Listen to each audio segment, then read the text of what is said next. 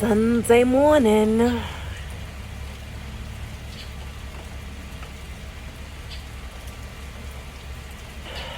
And even though the sun's not out, we give thanks. I just wanted to honor and acknowledge and show my gratitude for yesterday's 2 breathe and stretch classes. Ooh, we definitely went in, and as I'm reflecting this morning, it really stood out that yesterday the body was very loud. I can remember people who had a reaction of feeling like there was a cramp at a certain, movement, at a certain opening. There was some lightheadedness with certain breathing practices. There was some real emotional charge coming up that kind of stopped folks in their tracks. And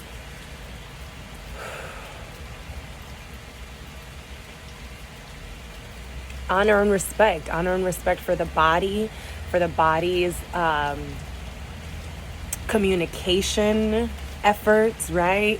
We're communicating with the body that there's a change and there is a different way that we're going to go about being in this body, and the body is responding back, right? So that response might not always feel good, right? It might not always be oh, I just feel so great and so open and so loose. It might be, I feel really emotional and something is hurting and something is pounding and something is shaking, right? The body has different ways that it will respond to our activation of our life force, of our power, of our autonomy, of our agency, of saying I'm taking over, in the sense that I'm empowered to be in this body in a more present, more able way, right? So that's what we're saying during breathe and stretch, and we are opening ourselves up to whatever the body says back. And we're breathing and drinking water and practicing mindfulness and journaling and meeting that body again and again with more intentional movement and breath, because now we're having a conversation. Now it's a conversation. Now it's you and body and, your highest intuitive self saying, let's go, let's get it, let's be about this shift. And, it's not everybody that comes back every week, I gotta say. It's not everybody that comes back every week, and it's not everybody that feels the receptivity from the body, feels the response from the body and says, I want to do this again, or I want to continue this conversation, but it is a group of incredibly courageous, intentional, powerful beings, majority women. I'll be honest, it's really, really seemingly challenging for the men to stick with it. I think that it becomes sort of easy to say like, oh, that's for women to do. But all we're doing is becoming more present in our bodies. And for the most part, we all have the same body parts. So my extremities and my center, is something that I'm working on, and that as a masculine, I hope that you're working on as well. Breath going into my crown is something that I'm working on, and I pray that you're working on as well. Like, there's not extreme nuance. Of course, we do some, when it's an all women's group, there are some details that change, because just in language and in intention and in attention, we can do some really revolutionary work with the feminine, with the woman's body, especially in a collective. This isn't so much like talky, circly, like share your feelings and emotion, even though I am incorporating a little bit more of like, do you have anything you want to just say to the group about how that went for you? And for the most part, people are kind of like, listen, I'm on my mat, because I'm heavy on you're on your mat. You're in your experience. You're in your world. This is you. I showed up for me. I'm on my mat. You showed up for you. You're on your mat. We might be witnesses to each other, but it behooves you to mind your mat. Mind your mat. Mind your mat. Mind your mat. If you're opening your eyes, looking over at somebody, maybe you can look to my body, to my mat for a reference point, because I'm receiving the guidance for the collective.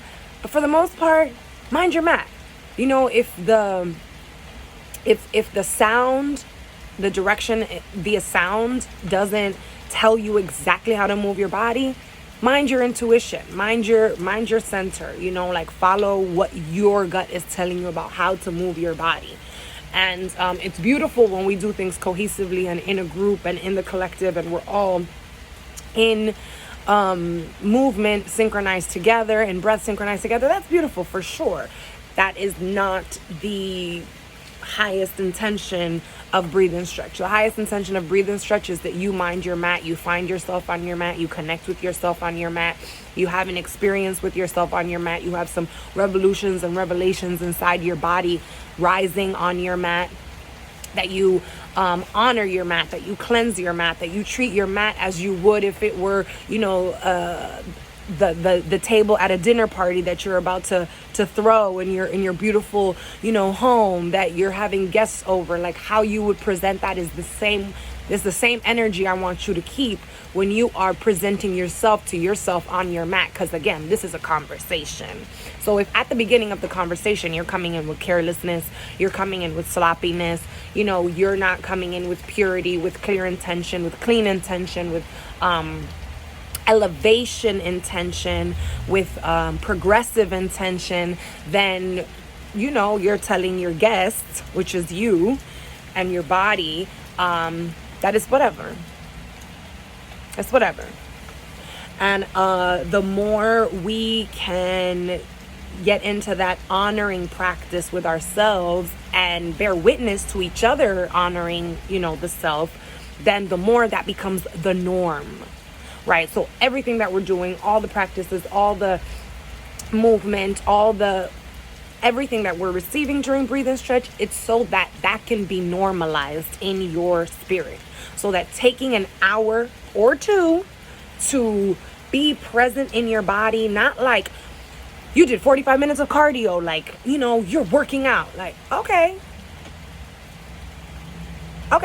Did you watch CNN the whole time? Like, and it's no heat, no judgment. Did you listen to drill music the whole time?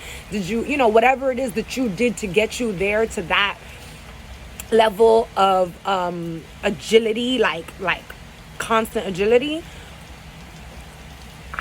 What parts were still hungry after that, right? What about that connection, that intention, that quiet, you know, that space that a lot of us don't make a practice of going into. We don't make a practice of intentionally just stop everything. No phone. No TV in the background. No music in the background. No, you know, none of that. Strictly flowing in and with the body, in conversation, mind, body, spirit, intuition, guidance, you know, like all of it. That's who's at the table. The mat is your beautifully presented dinner table, and that is who is at the table, right? All of these facets of you, and your body is this conduit. Your body is the runner, right? The runner on the table at the center that's holding all of these, you know, that's holding your candles and holding those flowers and centering and anchoring everything for that beautiful conversation. The meal is the breath, right? So come with me. I'm here. Hello. So the meal is the breath, right? The body is the runner. It's anchoring you into this life force, into this conversation, right? And anything that comes through, maybe some challenging conversation, maybe you're laughing, maybe you're crying, but you're eating good the entire time. Do not stop breathing, right? That's something that we practice, because sometimes I'll guide us into a movement and I'll feel that the breath stopped in the room because we were presented with a physical challenge. So we halt, right? We think we have to hold it. I talk about like tighten your core, and the reference is suck it in like you were taking a picture. So for a lot of women, we know what, even men, you suck it in like you're taking a picture, but don't stop breathing. Suck it in. Keep it in. Keep it in, keep it in, keep it in. Don't let it go. Keep it in, keep it in, keep it in. So now you are holding that life force and still eating. You're still eating. You can chew and swallow and anchor yourself in that life force, right? And that practice can hold true for other moments in our life where challenge or tension or conflict or, boundary crossing and disrespect and dishonoring happens, and we just kind of like, and that pause of breath, that stopping of breathing is what often reverts us to behaviors and reactions and ways of being that are programmed. They're programmed in the system, right? When you were little and you didn't know what was coming and you got popped in the mouth, right? It sucks. You suck. You stop before you cry and show emotion, or before you freeze up, or before you stop talking for the next 4 hours, right? Whatever you reverted to in those times where that getting popped, and that for some people is literal and for some people is not, and that's fine. But just that working with that idea of life, or those who are in care or supposed to be in care of you, just kind of pops you in the mouth, and you're either popped and go, I don't accept that. I don't receive that. That's not how I'm going to be treated. You can't do that to me. Right now, I can't look at you. I can't speak to you. I need space on my own.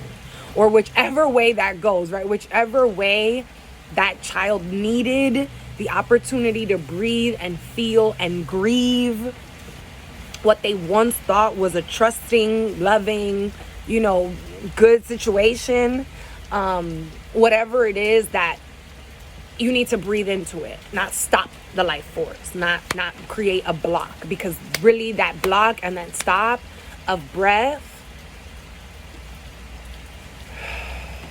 it's taken us through so many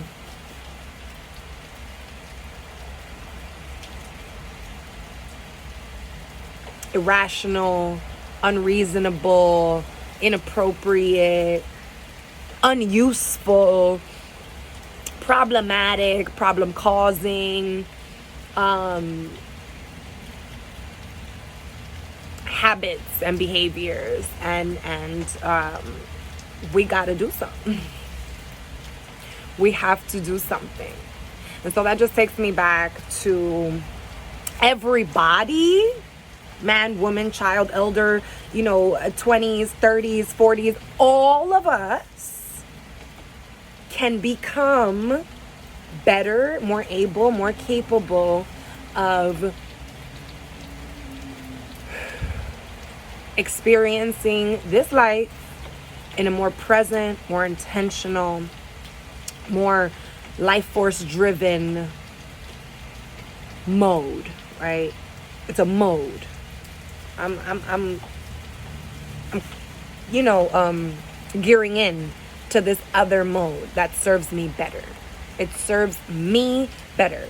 And if it serves me better, serves my children better, serves my parents better, serves my siblings better, serves my extended family better, serves my coworkers better, serves my neighbors better, serves every single body, right? Body, people, self. serves every single body, that entire pyramid of experiences. It serves us better for me to practice. Meeting all these folks that I got going on in here at the table, using the body and the breath to do so. So, that's the crux. And just bringing us back to the reason why I started this video, a lot of love and respect to everybody who showed up yesterday, everybody who had whatever experience that the practice offered them.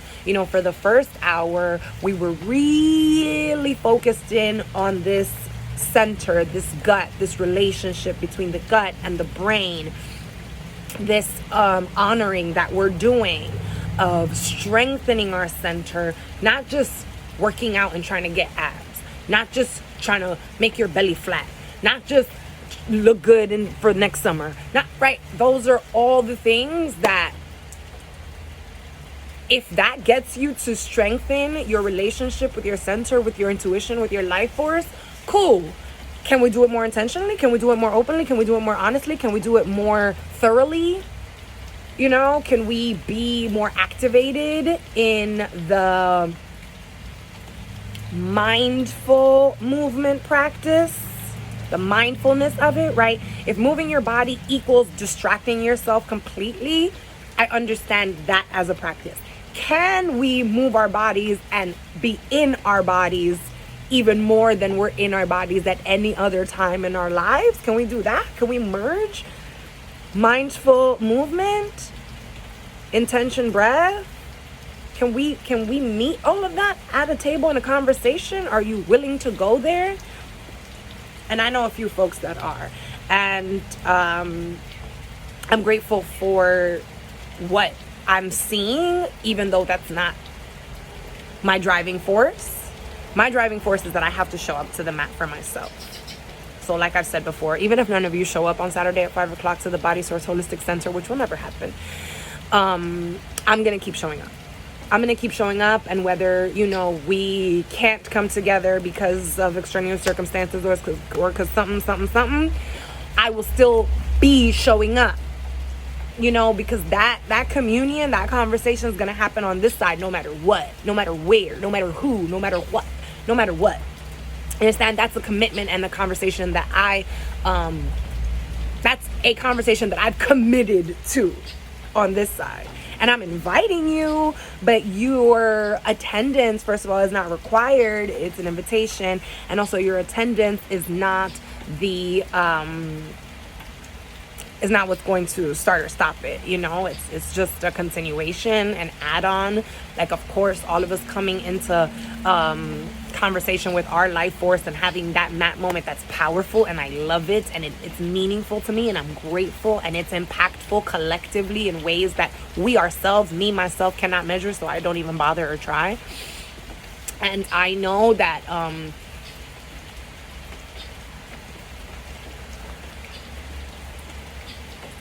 there's a lot of power in the collective.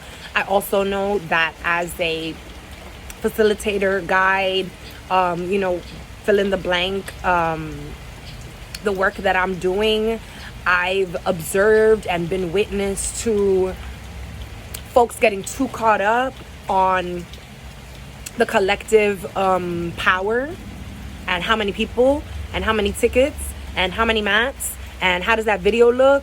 And, how many of us am I guiding and leading? How big is my tribe? As if that's a measure, or as if it can be to some measurement cups. You know what I'm saying? But my measurement is about me. My measurement is about my own revolution. That's what I'm reverberating. That's what I'm putting out. That's this. Okay? That's this way right here. This is what you feel. You feel me putting out the truth of my very own experience. And I need no witness other than my own table, my own mat. I don't even do this in the mirror. Like, I don't need to see.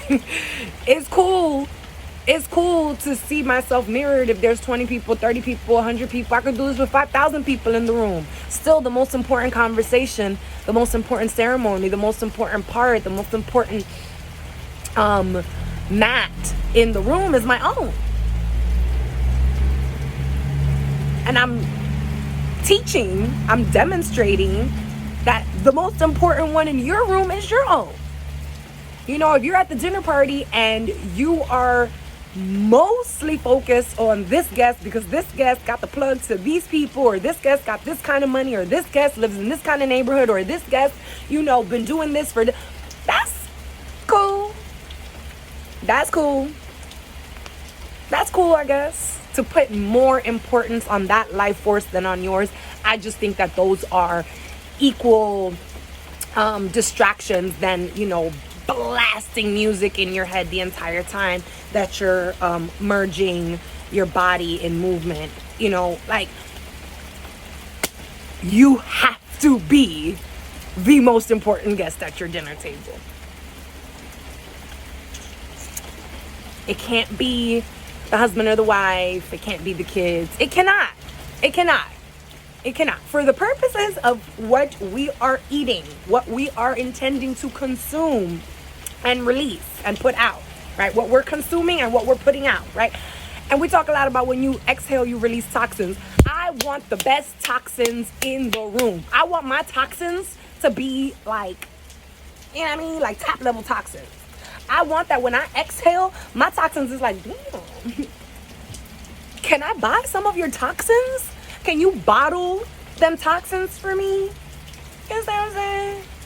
That's the type of time I'm on. But that's me. That's why it's okay if I'm the only one in the room. That's why it's okay if I'm the only one on the wave. It's okay.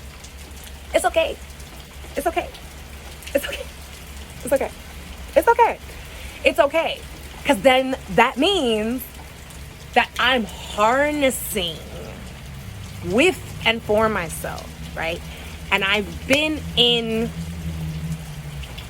life experiences where I'm focused more on the collective. I'm focused more on the sisterhood. I'm focused more on the children. I'm focused more on the healing. I'm focused more on the people. I'm focused more on who's, you know, fixing that. I don't even have a seat at the table. I maybe ate in the back, standing up off a plate like this. Maybe. But it's been 8 hours and I've been giving, serving. Every question I got an answer to, every problem I got a solution to, every single thing that shows up, I can run up and downstairs. I know from 3 weeks ago where that thing is. Like, I know I got it. I got you. I've done that to a motherfucking T. Cameras on, cameras off. Big names, no names, you know, little people, older people, anything. I showed up and I was like, I got you. No, I remember you. Don't worry, I got you. I remember that. Oh, we locked in. Yeah, I'm gonna go get that for you right now. I'm gonna do 3 things. I'm gonna go get that for you right now. You're not even gonna be able to see that. Only 60 seconds went by. You know what I mean? So when I look at that mat,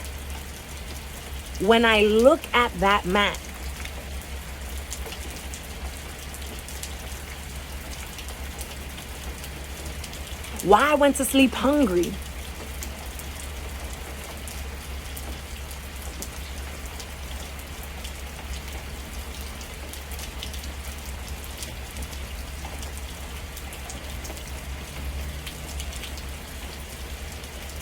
You feel me?